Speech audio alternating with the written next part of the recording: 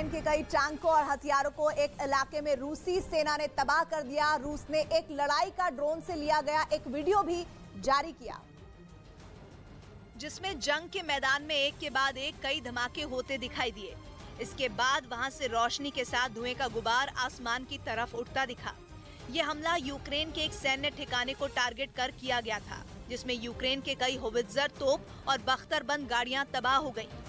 बताया गया तोपों के जरिए दागे गए गोलों की वजह से यूक्रेन के सैनिकों को संभलने तक का मौका नहीं मिला और वो लोग अपनी जान बचाने के लिए हमले वाली जगह से दूर जाते भी दिखे। हालांकि यूक्रेन के दूसरे इलाकों में रूसी हमले का जवाब भी दिया गया।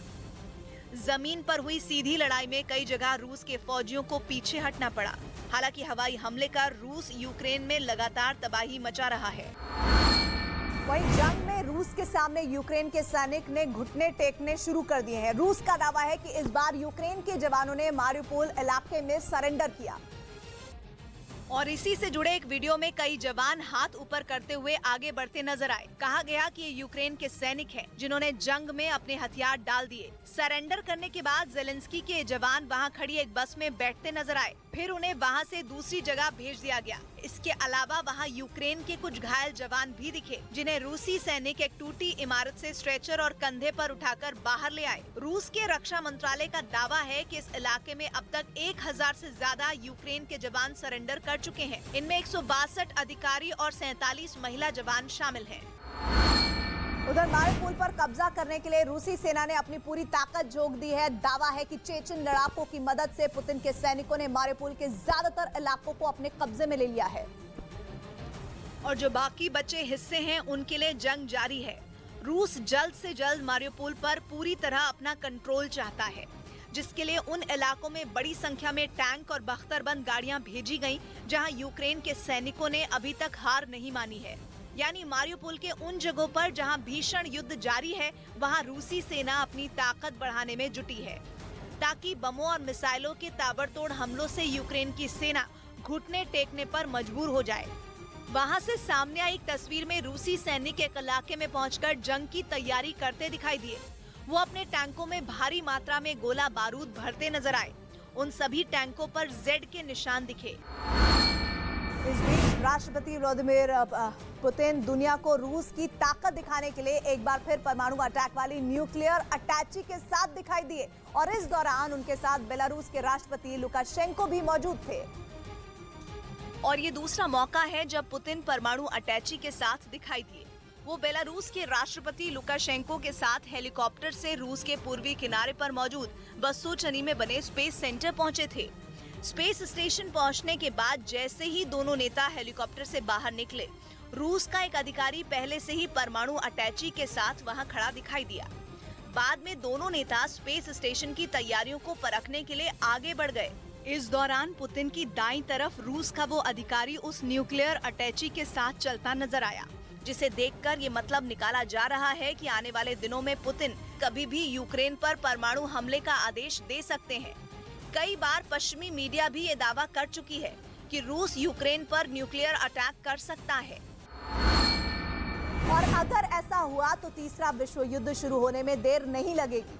कुछ रोज पहले भी पुतिन मॉस्को में परमाणु अटैक वाली अटैची लेकर एक श्रद्धांजलि सभा में पहुंच गए थे